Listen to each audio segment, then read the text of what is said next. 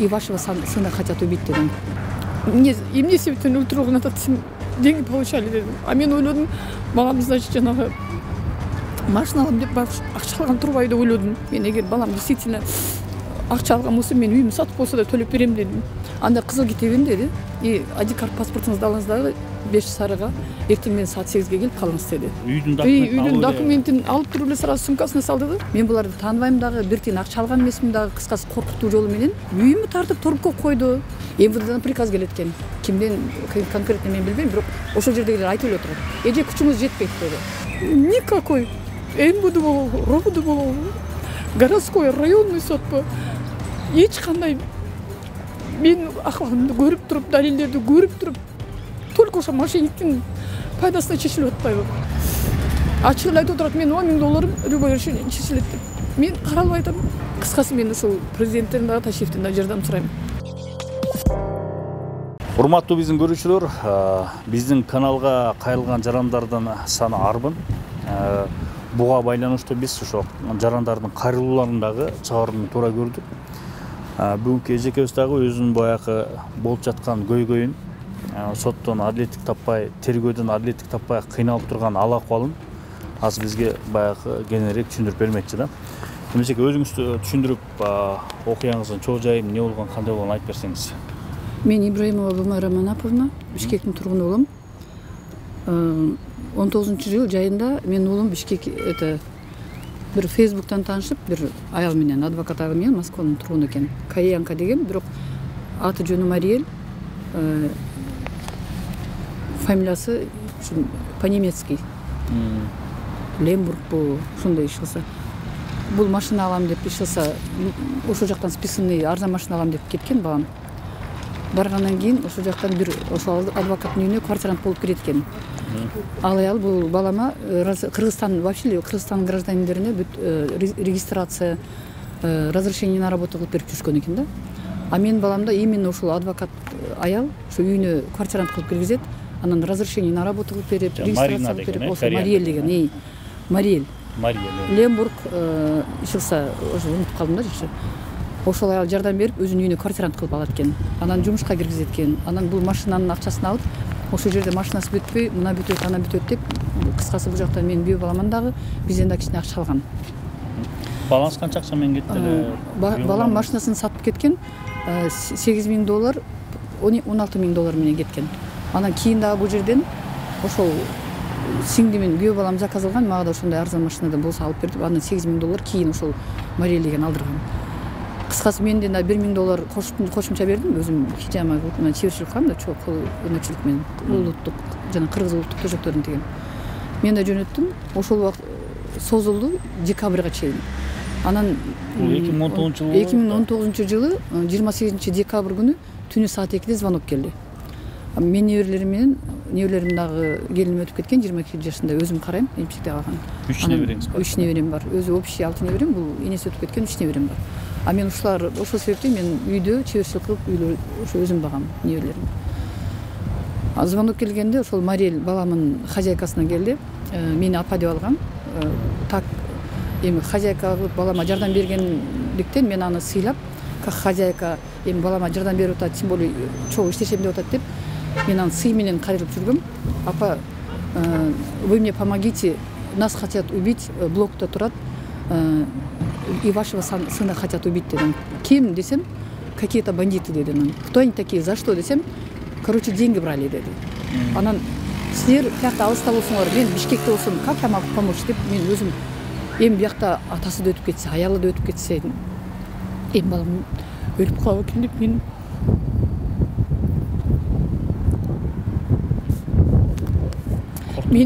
мен конечно, любой даже жырткыч да өзүнүн баласы үчүн жардам берет.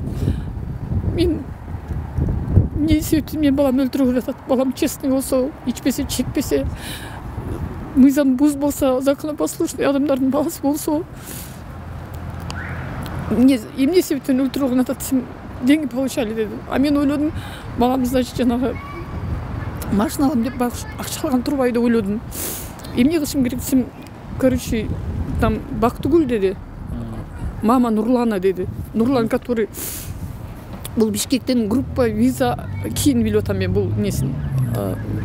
Ошол мама Нурлана деди. И Анара там решает, деди, ушул вопросты бир звонок менен деди. Короче, я вас сейчас отправлю через WhatsApp, вы позвоните ей, она вашего звонка ждет, деди. Хорошо деп мени сразу ушул номерди жөнөттү. WhatsApp'та полный нелери бар, адвокатта бар, тергөөдө бар, бүт далилдер бар, голосовойлор бар, скриншот кылып ксерокопияларында чыгарып койгом. Жетип коюңуз. Анан мен звонить етсем Бактыгүл алган жок. Ошо Нурланын апасы. Мен буларды вообще тааныбайм, балам да тааныбайт. Булар менен эч кандай биздин алыш беришибиз да жок. Эч кандай мен тааныштыгыңыз да жок. Тааныштыгым да жок, жумушум да жок. Мен өзүм иштесем да өзүм налог төгүп, как положено эле чеберчилигим кылып, мен даже за границаларга да жөнөтүп барып келип жүрүп, ошо Кыргызстандын атынан ошо улуттук националдык оймо иш менен мен неберелериме тиричилик кылам. Хижама жасайм, сабак берем дегендей. Эч кандай мыйзамды бузбай эле биз тиричилик менен тынч жашаган адамбыз. Анан Анарасы албай койду, кыскасы Анарада албай койду, Бактыгүлдө албай койду. Анан Бактыгүлгө Анарага жаздым мен. Мен паланча, мен ушунун апасы болом. Ушинтип баламды өлтүргөн атат экен, сиздин номериңизди берди. Помогите, пожалуйста дедим. Жаздым. Мен эгер балам действительно акча алган болсо, мен үйүмдү сатып болсо да төлөп берем дедим. Деп сообщение жаздым. Жазгандан кийин көп узабай туруп сразу звонок келди ошол Анара дегенден. Мен уже сохранить этип койдум Анара депчи. Анан культураны сүйлөдү, саламатсызбы жеке, ыйлабаңыз, мен адвокатмын, мен жардам беремин, сиздин эмнеңиз бар деди. Анан в каком смысле, кандай эмне, мен түшүнгөн жокмун биринчи. Эмнеңиз бар деди эле. Мен түшүнбөдүм, в каком смысле десем, недвижимость барбы деди. Анан ооба менин үйүм бар, өзүңүздүн үйүңүзбү деди, өзүмдүн үйүм дедим. Документи барбы деди, бар дедим. Кызыл китеби барбы деди, бар дедим. Анда кызыл китебин деди. И ID карт паспортуңузду алыңыз дагы 5 сарыга эртең менен саат 8ге келип калыңыз деди. Макул деп сүйүндүм. Мен эч жаман ойлогон жокмун. Анан эртең менен намазыбызды окуп эле 3 неберем ээрчип, кычыраган кышта чилдеде 3 неберем ээрчип, ошо Ош базарда 5 сарыга бардым. 5 сарыдын алдында турдук, жана зданиянын астында торговый центрде. Звонить еттим, биз келдик, эрте келипсиз. Анан маңдайдагы Жибек жолдун 3 үйдүн бу жагында кафеге кирип туруңуз деди, мен азыр барам деди. Кафеге кирип турдук, булар үшүп столдо уктап калышты. Аны келди. Кафеге кирди, культурная, вроде нормальная женщина. Анан мындай көргөндө сен 100% доверять этесиң. Анан саламатсызбы дедим, мен ыйлап алгам, мен баланы ушинтип өлтүргөн атат экен, силер жардам берет деп ушинтип морель жөнөттү. Номериңерди Бактыгүл дегениңер албай койду, силер алдыңар ошо мына документтериңизди алып келдим дедим. Документтерди даже мен документими ачып караган жок. Ошол үйдүн документин үйдүн документин алып туруп эле сразу сумкасына салды да. Вы не плачьте, не переживайте, эжеке деп мен менен жакшы болуп чай ичесизерби деп жакшы мамиле кылды дагы. Паспортумду алып туруп, сиз үйүңүзгө кете бериңиз, мы созвонимся деди, мен өзүм кабар берем деди. Анан мен үйгө кеттим. Үйгө кетип, маршрутка отуруп кайрып кетип, үйгө жетип, эми үйдү ачкан атсам, звонок келди. Это я, Анара, ваш адвокат деди. Мен келдим, үйүңүзгө чыга койсоңуз деди. Анан чыгып карасам Анар экен. А мен сүйүнүп кайра эмне кылдым. Кириңиз деп үйгө киргиздим. Отурган. Мен сизге жардам бере албайт экенмин деди. Мен жардам бере албайт экен, балаңыздын өмүрүндө сактай албайт экенмин деди. А эмне себеп жардам берем дедиңиз эле кече десем, үйүңүз сиздин атыңызда эмес экен го деди. Анан үйүм менин атымда болгон менен, бул менин үйүм дедим, өзүм менет кылып, өзүм үй салгам дедим. Десем, мен эмне кылышым керек десем, үйүңүздү өзүңүздүн атыңызга өткөрүш керек деди. Мен үйдүн азыр мен в таком состоянии, мен 3 неберем менен отуруп, мен тияппайга чыгып, анан ашыкчада акчам жок дедим. Эми менет кылган акчаларым болот, конечно, мен не нуждаюсь бирөөдөн помощь да сурабайм, башка албайм, өзүм тиришим өзүмө жетиктүү. Буну эмне кылганга мен мүмкүнчүлүгүм жок десем, сиз Восток 5ке барыңыз, мен бүтүрөм барсын деди. Неге чыгыш 5ке барып? Восток 5ке барсаңыз, ушул жакта сүйлөшөбүз деди. Анан макул деп ээрчисем, жок, сиз мен менен барбаңыз деди, сиз башка машинага отуруңуз, мен таксиге акчам жок десем, мен төлөйм деди. Заранее эле уже булар бар даяр бекен. Даяр, мен кол койдурду.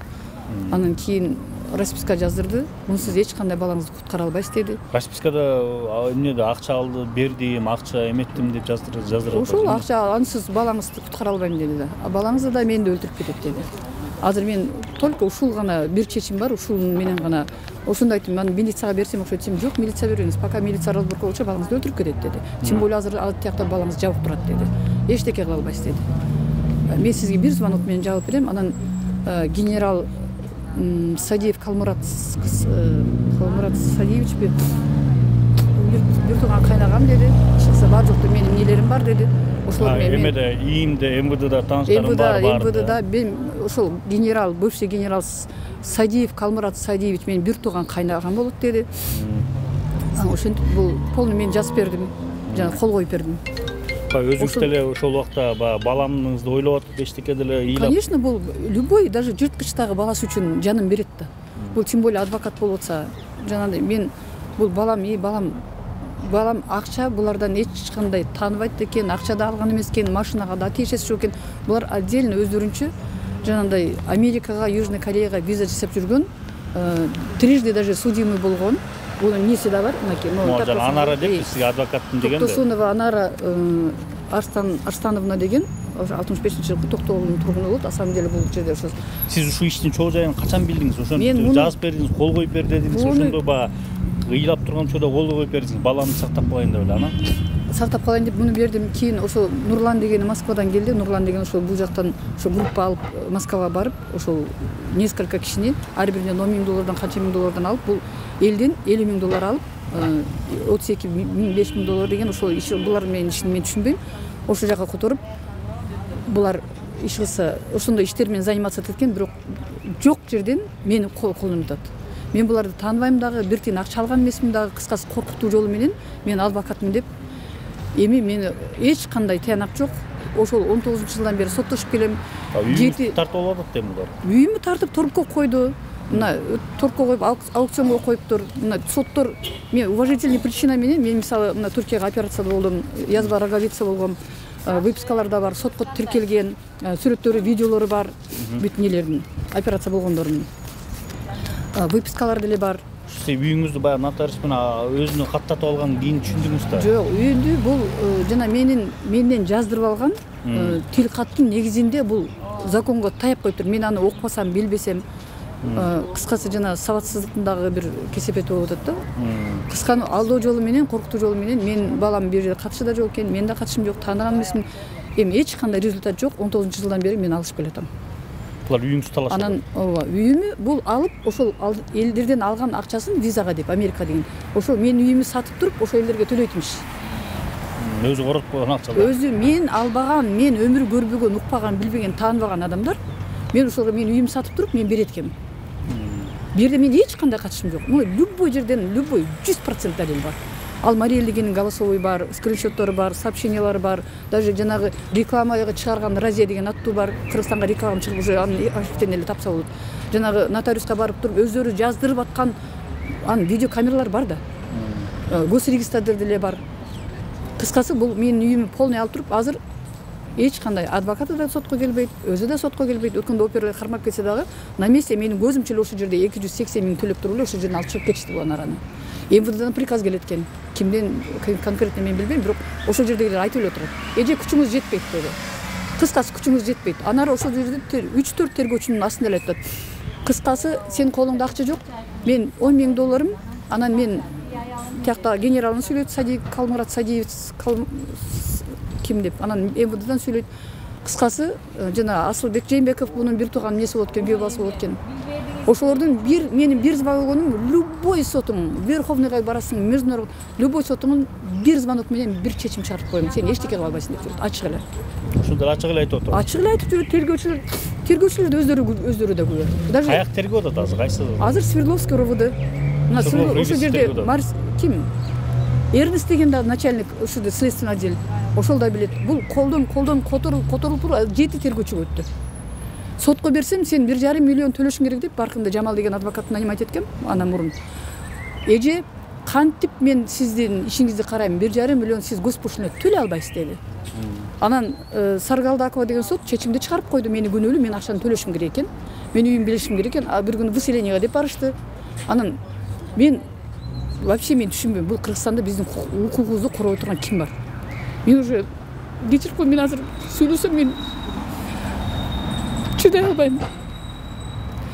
Никакой МВД болобу, РОВД болобу, городской, районный сотпу, эч кандай мен акыбалымды көрүп туруп, далилдерди көрүп туруп, только ошо мошенниктин пайдасына чечилип атпайбы? Бул жерде явно ана была судимый, анары токтосуна бул 3 жолу мошенничество менен камалып чыккан, 5 гектарлап жерди саткан, бардык жерде базарларды кредит менен, банктар менен иштеткен ошо Бактыгүл деген менен Нурландын апасы. Нурлан өзү ушул Москвага группа алып баргандар өздөрү элдерден акча алган өздөрү. Бирок бул жерде мен баламын өмүрүн сактап калган деп гана кол коюп бергем. На самом деле мен бир тыйын эмес, мен буларды тааныбайм даже. Аны фактировать эткен видеолор да бар. Жана Разия дегени бар. Берки Болот дегени бар. Бул анарасы бар. Далил бар. Тергөөчүлөрдө да бар. Бирок 19-жылдан бери же сотко өтпөйт, сотко өткөн кезде да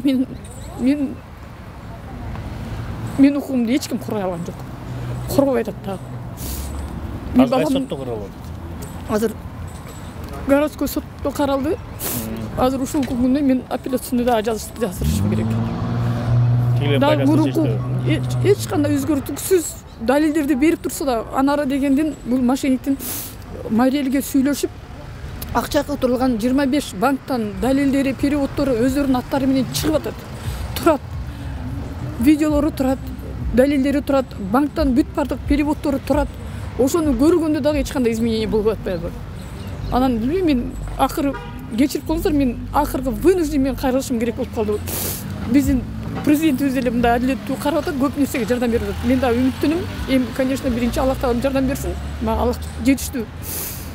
Президентибиз да, мен Ташиевке да кайрылганмын. Ташиевден мага письмо келген, прокуратура тияктап, бүт баары карап атат. Жогорку прокуратурага бессмысленный кагаз түрүндө келет. Анан каттары мага кечигип келет. Анан үйүмдү саттым деп даже өздөрүнүн ошо Нурлан деген менен Бактыгүл ошо анары өздөрүнүн номерин жазып, менин номеримди кошуп, үйүмдү сатыкка коюп, даже 25 000 долларга, 25 000, 30 000 долларга сатып жибериңиз. Ош базарда ошол жанагы сүрөттөрү бар адамдардын. Ошолордун үйүндө да жашап турасыз, биз сизге жардам беребиз. Арабтар сизге жардам берет. Мен айттым, мен арабтардын жардамына, башкасынын жардамына не нуждайбыз. Менин үйүм бар, жетиштүү. Просто силер адилеттүү болгула, өзүңөр берген акчаны өзүңөр анардан требовать эткиле.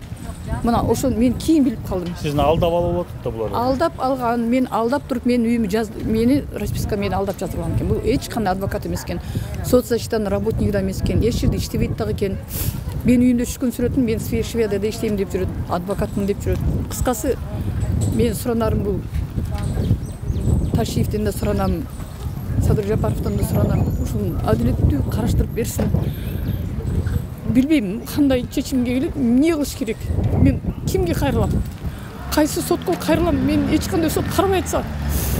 Ачык эле айтып турат, мен 10 000 долларым любой решение чечилет деп. Мен каралбай атам. Мен том калп эле документ собирать этем. 3 жылда мен же тынч иштей албайм, же неберелерим нормально окута албай атам. Мен түшүнбөйм. Кыскасы мен ошо жардам сурайм. Укук коргоо органында бир адилеттүү бирөө жарым болсо керек. Далилдерди баарын караштырсын, териштирсин. Бул мошенниктин пускай өзүнүн мыйзам чегинде жазасын берсин. Мен 3 жылдан бери только мен талаага чачам. Адвокаттарга жүгүрөм, сотко жүгүрөм. ОВДсына, МВДсына, Министерство юстицияга канча адвокат беришти. Пайдасыз. Кыскасы пайдасыз, эч кандай пайдасыз. Мен эми акыркы үмүтүм ушул. Может, ушул кабар аркылуу какой-то бир адилеттүүлүк чечилеби деген ниетте мен сүйлөп атам силерге. Атак мен бирөөдөн мен намыстангам, чынын айтканда мен мурун айтканда да мен намыстангам. Но ушуга айласыз келип атам. Мына азыр дагы сотко жазышыбыз керек. Билбейм, жазганда деле мен ушу ишенбейм. Бул жерде коррупция деген ачык эле билбейм. Мен түшүнө албайм, эчтеке түшүнө албайм. Мошенниктер ушинтип карапайым адамдарды жөн эле алдап, коркутуп, баласын ортого өлтүрөм дедирип, ушундай жолдор менен алып жүрө беришеби? Буларга жаза жокпу? Мен түшүнбөйм. Кыскасы мен ушул президенттен дагы, Ташиевден дагы жардам сурайм. Анараны сотко алып келдирсин, далилдесин.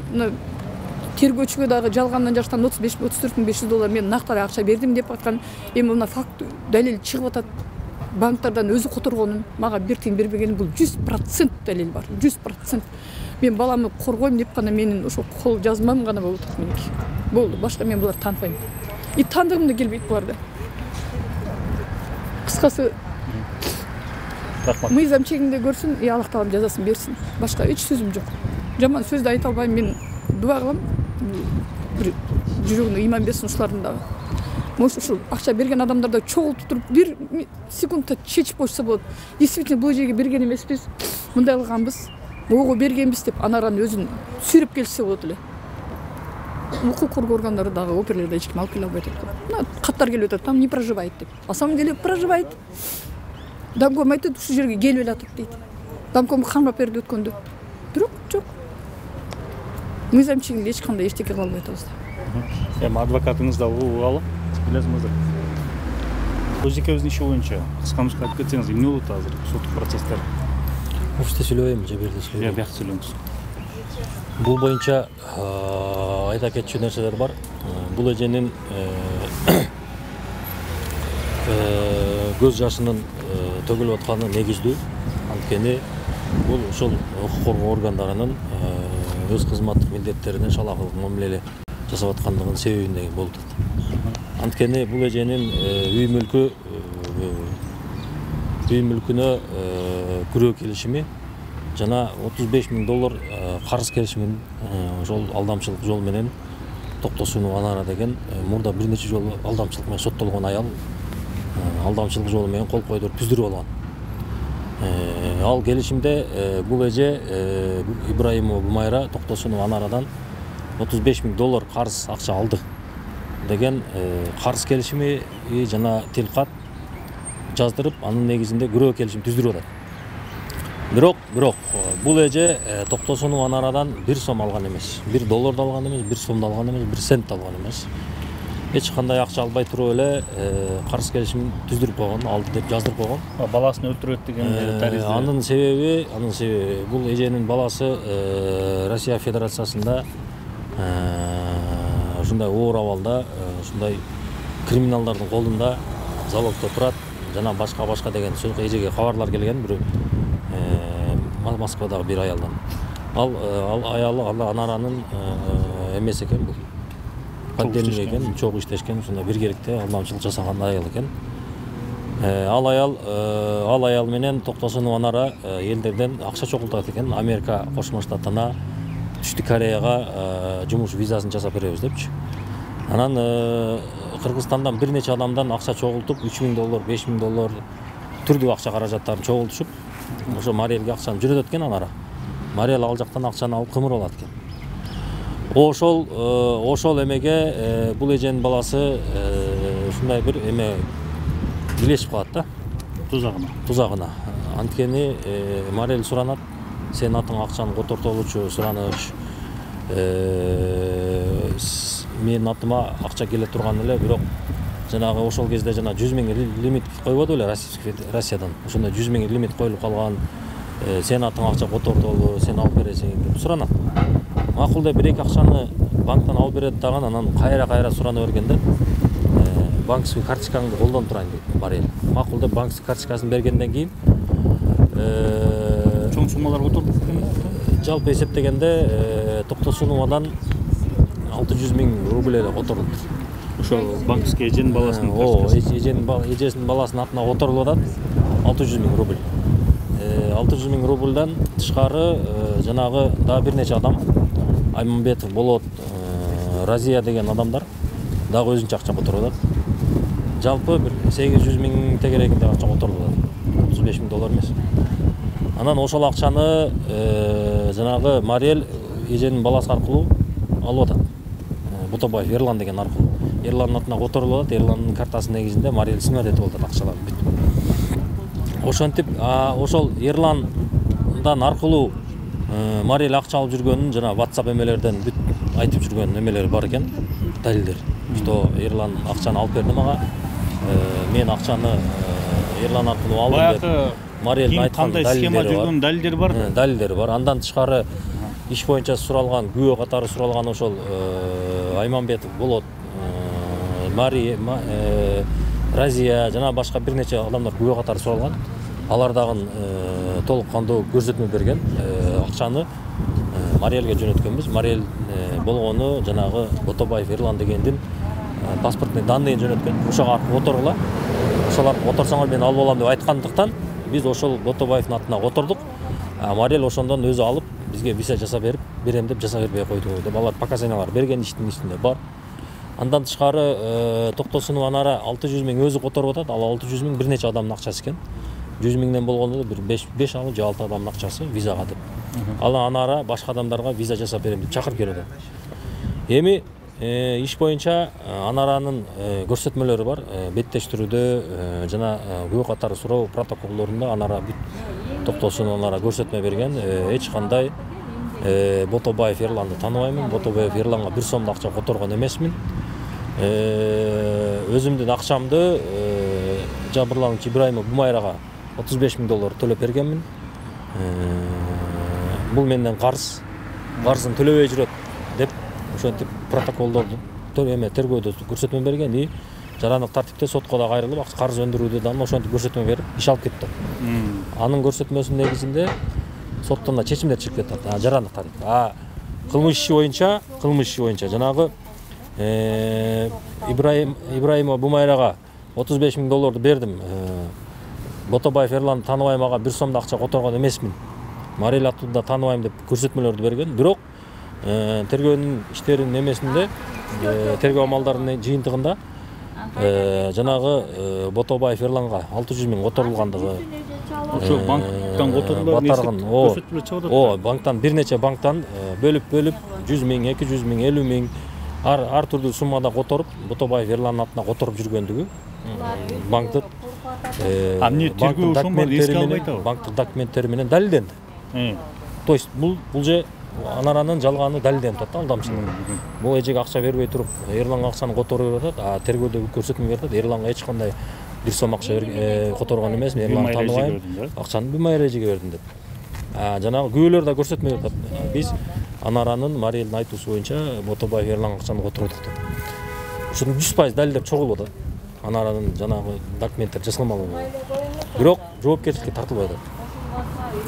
Анткени буну Ички иштер министрлигинин центральный аппаратында мунун кишилери бар экен. Биз өзүбүздүн ушундай бир өзүбүз каналдарыбыз аркылуу ушундай бизге билгенге мүмкүнчүлүк болду. Токтосунов Анараны ушундай Сурлов району боюнча Ички иштер министрлигинин куратору бар экен. Ички иштер министрлигинин башкы тергөө башкармалыгында Сурлов району боюнча куратору бар экен. Биздин угушубуз боюнча ошол куратор ишке ушундай тоскоолдук жаратып атыптыр. Биз өзүбүздүн булак боюнча. Биз аларды айта албайбыз, бирок бизде ушундай маалыматтар жетти. Ушундай тергөөгө кысымдар болот экен, ошондой үйдөн кысуудан отуруп эле көрсөтмө берип коет экен. Анарага тийбегиле, Анараны таап келбегиле депчи. Ишин бүткүлө. Жаап койгула кылмыш ишин деп. Анан эми ошол боюнча тергөөдө бүт далилдер чогулса, анан Анаранын ким экендиги аныкталса, ал бир нече жолу алдамчылык менен соттолгон аял экен. Бир нече жолу алдамчылык менен соттолуп, ушундай карапайым алдамдарды какшатып, алардын ушундай акысын жеп жүргөн аял экен. Анан кантип ушундайлар табылбай калат, кантип ушундайлар соттолбой калат. Мындайлар заматта камалыш керек болчу да. Ошондуктан бул иш боюнча кече мына өзүңүздөр көрдүңүздөр президентке, Ташиевке, башкы прокурорго кайрылып атат. Ишти көзөмөлгө алып бергиле деп. Иш 3 жылдан бери келди. Иш 2019-жылдан бери созултуруп жүрүптүр. 19 жылдан бери созултуруп жүрөт экен. Тергөөчүдөн тергөөчү алмашып эле, анан бири коюп, бири жаап коет экен. Ошентип эле жүрөт экен. Анан эже өзү оорукчан эже экен. Колунда бойго жете элек балдары бар экен, неберелери. Ал неберелерин да эже өзү карайт экен. Тура болгону ошол жалгыз турак үй булардын. Эгерде жанагы машиниктер жалгыз үй турак үйүндө алып койсо, булар көчөдө калат. Буларды ким багат? Жаш балдар кимдин колунда калат? Ал жаш балдарынын өздөрүнүн апасы өтүп кетиптир. Өтүп кетип эженин колунда калыптыр. Багар көрөр эч ким жок экен эжеден башкалар. Ошондуктан бул ушундай карапайым элдердин укугу төбөлөнүп аткандыктан ошо Садыр Жапаров, Камчыбек Ташиев, Курманкулов Улуштар ушул Гумайра Ибраимованын иши боюнча кылдат көзөмөлгө алыш керек. Рахмат. Урматтуу көрүүчүлөр, экинчи тарапты да биз алууга угуу милдеттүүбүз да. Ошону эгер Токтосунов Анара келе мен өзүм чындыгым бар, ошону айтып берем десе, эгер ошо кандай болгон бар, эжели менен жолугу айтып берем десе, алды экинчи тараптагы биз чагылдырганга даярбыз. Муну биз коомчулукка жетип, тиешелүү кызматтагы адамдарга жетет деп ойлойбуз. Анан бул иш соттук процесстер кандай жүрөт, аларды дагы биз чагылдырып бергенге болгон күч аракетибизди жумшайбыз. Кийинки көрдөн көрүшкөнчө саламатта болуңуздар.